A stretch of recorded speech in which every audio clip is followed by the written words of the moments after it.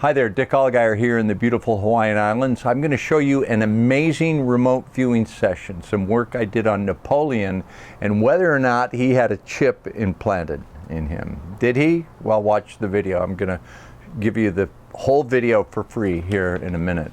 And we also want to give you a sampler of some of our content on our private site for free. We have a 14-day free trial period right now. If you go to futureforecastinggroup.com and sign up for the free 14-day, 2-week trial at the visionary level, you can see all the visionary content for 14 days. What you'll want to look at there is the Founders Calls Sampler. That's the mind blower. If you want to know how the world really works, listen to this gentleman that we interview. We're not able to put him in public forums, but on the private site, he will speak to us. It's worth the free sample to listen to that one. All right, right now, here's a presentation on a remote viewing that we did recently, my work on Napoleon.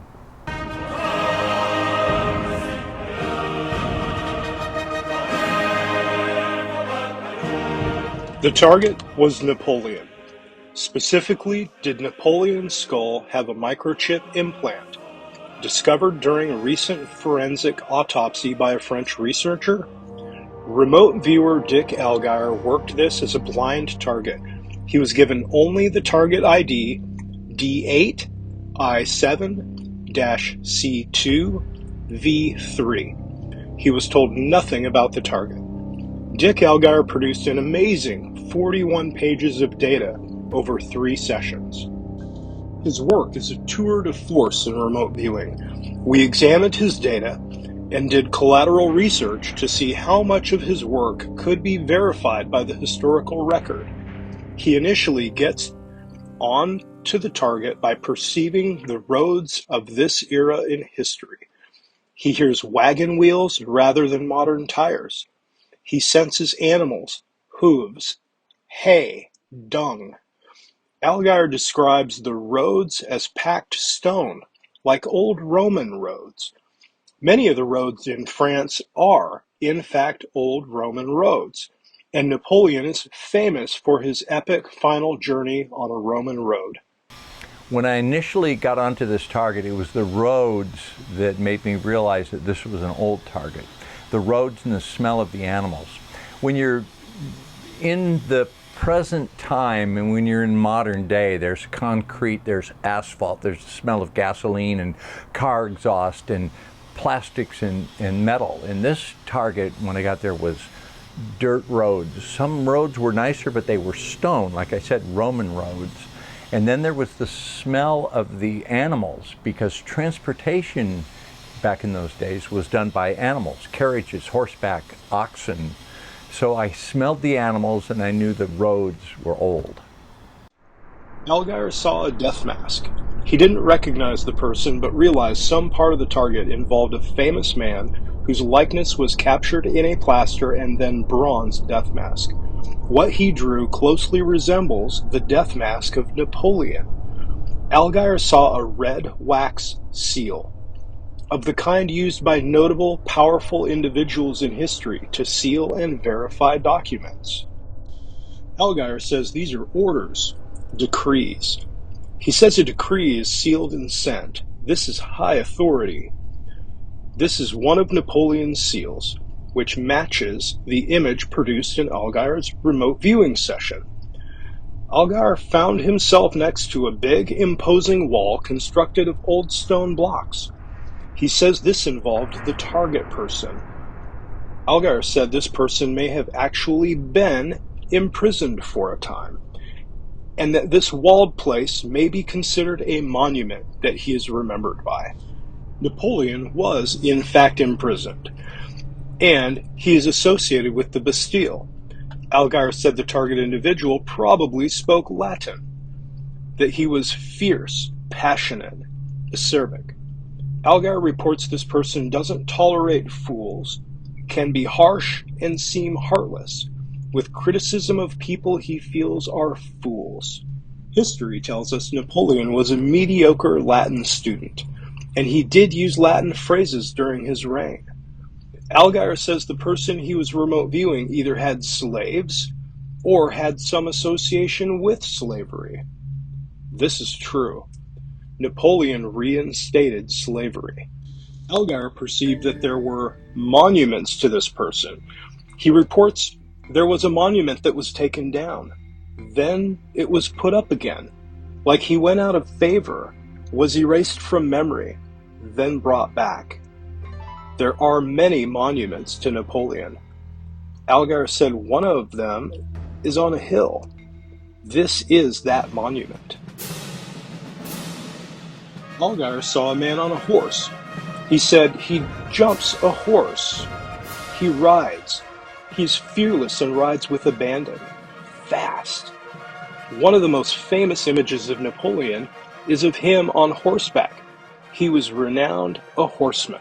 The horse was one of the better visuals I had in this target, because I saw this guy jumping his horse, and I thought I saw foxes, like it looked like a fox hunt. So I said, wow, that's a guy on a horse. And then I looked again, and that time I saw him with a sword and striking men down. So I knew he was a horseman. I saw the horse. I saw him on his horse very clearly. Didn't recognize him, but I knew he was on a horse. Allgire saw him in an elaborate and colorful uniform with golden epaulets, decorations, someone who leads men and is confident. This, of course, is a perfect image of the Emperor Napoleon. He slays men in battle, a warrior. He has killed men. And then Allgire saw a colorful banner. He said, "This flutters in the wind. It calls men to battle. It evokes honor and nation." This historical painting depicts exactly what Allgire was describing. Allgire said the man he saw commanded armies. He saw men in uniform, in formation. Allgire said the man was concerned with encampments, strategy, cook tents, logistics, wagons and supplies. He saw lots of cannons. And, as he begins to assert amazing target contact, without realizing it consciously, he states this seems the time of the Napoleonic Wars, an amazing description of Napoleon and his times. Allgire says he finds beauty in cannons, the pattern of shot, blowing holes in lines of advancing soldiers. It is death, misery, ripped flesh, but to him, it is beautiful, like blossoms. Allgire says the target individual has a perverse pet name for this. Allgire draws the battle with cannons blowing, blossoming holes in the advancing soldiers. The French terms cannonade, defilade, and enfilade pop into his head. According to historical records, Napoleon called his cannons belles filles, his beautiful daughters. Allgire saw him moving pieces on a game board or map. He says, "I get the idea of a board game.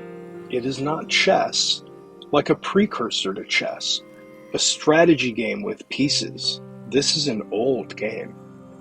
Napoleon's strategic moves in battle are studied to this day like a board game. Allgire saw this man addressing other men. Note the man he drew is short and standing on a riser. Allgire reports he feels superior. He knows they plot against him, but he feels he is able to fend off insurgents. He says this may be a mistake. I get the idea of a legislative body like a Senate. They have hard feelings toward him, but in an inferior position.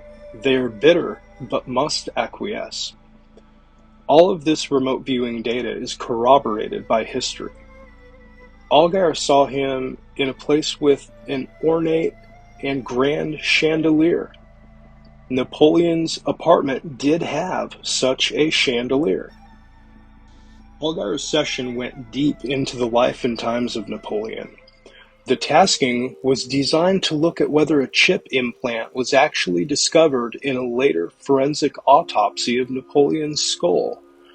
In his session, Allgire draws the skull and writes, "I want to say chip, but this may be a legend." He thought he was in control, but he was a game piece. Thought he was chess master, but he was a piece on the game. This is barely legible because Allgire was in an altered state during the remote viewing session. Allgire has an experience he calls the bright light event. There's a bright light. He's escorted to a bright energy, like a portal. He's pulled into a dimensional shift. There's fright at first. He's transported to a place where he gets a data download, an upgrade. Something is done to him. Now, he doesn't handle this with humility. It gives him a sense of superiority, a Napoleonic complex. He feels he's above the common people. It gives him power, but in a sense, it corrupts him because he abuses it. He uses it for power and dominion. He overcompensates. He has power without humility or compassion. And those who gave him the power enjoyed his failures. They felt he was ungrateful. Allgire saw him writing at a desk in a room full of things, mementos. Allgire said he writes a diary or memoir. This is historically significant. This is entrusted to someone. All true. Amazing remote viewing data, completely on target. Throughout the session, even though Allgire said Napoleonic Wars and Napoleon Complex, he was unsure if this was Napoleon. Allgire says he admired the Roman Empire. He wanted to be a Roman emperor. He wanted to conquer. Throughout the session, I had this nagging feeling of Rome, like the road seemed Roman, and then the guy that I was viewing, I kept getting the feeling that he wanted to be a Roman emperor. Like, he spoke a little Latin, but not great, but he used Latin terms. And I thought, is this like Caesar? He had a death mask? And that's too much conscious mind, but it's, as you work the target, stuff like that nags at you. It was the moment that I realized he hated the Cossacks, and he swore at them. A French word popped into my mind, bâtard, like these bastard Cossacks. He hated the Cossacks because the Cossacks attacked his flanks, and he wanted to kill all the Cossacks. And so I knew that didn't jibe with the Roman time period, like were there Cossacks in Rome? Why is this guy mad at Cossacks? And then his cannon, he loved his cannon. He really was into cannon. So had the feeling all the way through the second half of the session, like this guy is an emperor or wants to be an emperor. He used perfume, but he often smelled of his horse. He wore colorful gold trim, a tailor-made uniform. He spoke Latin and French.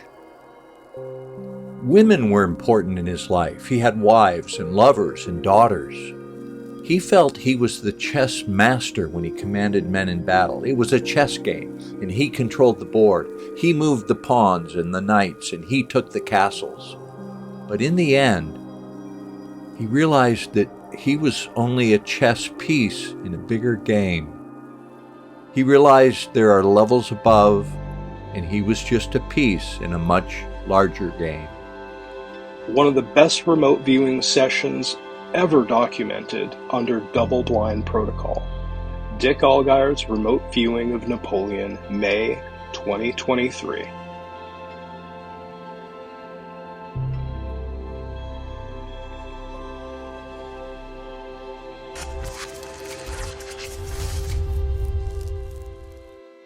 Sign up today for the free 14-day trial at futureforecastinggroup.com.